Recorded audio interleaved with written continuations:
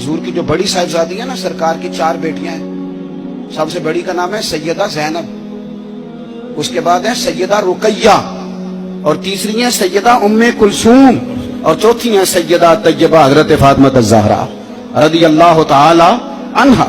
حضرت زینب آ رہی تھیں مکہ مکرمہ سے مدینہ طیبہ، تو ایک شخص نے نا، کافر نے ان کو نیزہ چبویا گھوڑے کو، تو گھوڑا تیز بھاگا، سیدہ زینب گر گئی، پیٹ مبارک میں بچہ تھا، وہ بچہ بھی آپ کا انتقال کر گیا، کچھ مہینے آپ بیمار رہی اور پھر آپ وصال کر گئی۔ میرے محبوب کے سارے خاندان نے، سارے خاندان نے قربانیاں دی، سیدہ زینب اس زخم کی وجہ سے انتقال کر گئی۔ وہی بندہ نیزہ مارنے والا فتح مکہ کے دن چہرے پہ نقاب ڈال کے آ گیا اور حضور کے سامنے بیٹھ کے کہنے لگا، بہت بڑا دشمن بھی آ جاؤ تو معاف کر دیتے ہو؟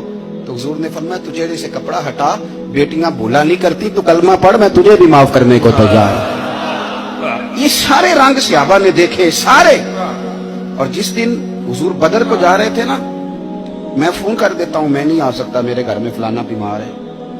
حضرت رقیہ بیمار تھی، حضور بدر میں جب جا رہے تھے تو بیٹی کے سرانے کھڑے تھے، شہزادی تپ رہی تھی، تو نبی پاک نے حضرت عثمان کو، داماد کو بلا کے کہا، عثمان 2 ہی جا سکتے ہیں، یہ میں جا سکتا ہوں، یہ تو جا سکتا ہے، میری بیٹی، میری دھی بیمار ہے۔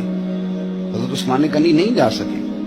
بدر میں حضور جہاد کے لیے گئے تھے اور اپنی بیٹی کا جنازہ نہیں پڑھ سکے۔ حضرت رقیہ کو حضرت عثمان کہتے ہیں میں دفن کر کے آ رہا تھا جب نبی پاک صلی اللہ علیہ وسلم بدر سے۔ یہ سارے رنگ صحابہ نے دیکھے، یہ سارا انداز دیکھا۔